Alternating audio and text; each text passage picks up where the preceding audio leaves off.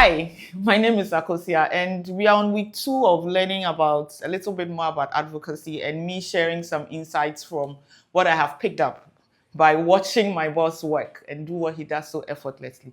So one of the things that I have picked up as a comms person, trying to figure out how the mind of my advocacy colleagues work, is that advocacy is not performance.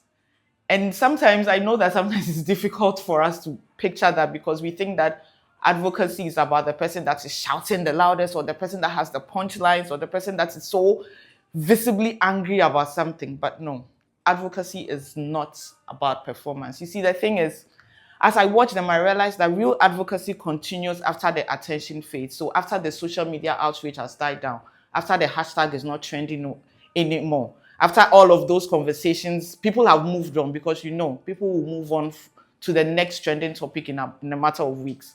After people have moved on and all of the noise has calmed down, advocacy will quietly show up in meetings. It will quietly show up in policy recommendations. It will quietly show up in engagements with key people that make the difference. So you see, advocacy is not like, again, I'll go back. It's not about the one that is shouting loud and the one that looks like is giving so much, is so angry and is giving all the punchlines and is making you happy. It's not about performance. It is quiet, it is intentional, it is deliberate. That's part of the things that even makes it more close to communications, because that's exactly what we do.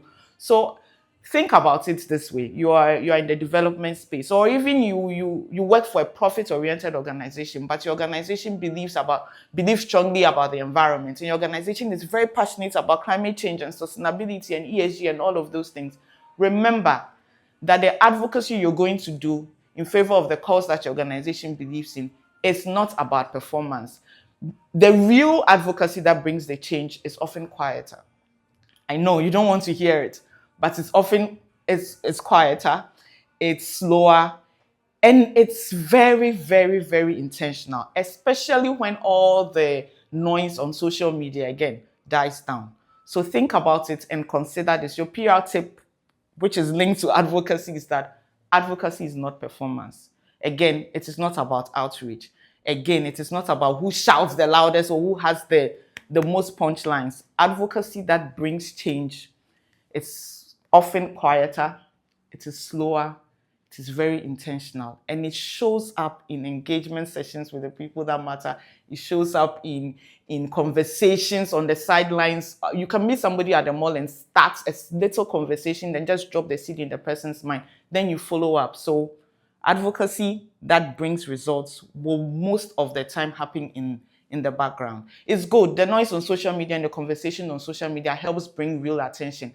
But remember, the real advocacy that brings the change, a lot of it happens beneath the surface, and that's where sometimes we forget to focus on. So focus on that and think about it that way, and don't just be interested in just the clicks and the impressions online. Focus on where to get your stakeholders. Focus on where to be able to communicate with them better in a way that they understand what you're fighting for. The social media will help you get leverage. Yes, it will help you get eyeballs. But remember, finally, that the real advocacy that brings the change is often quieter. It's slower, and it's very, very, very intentional.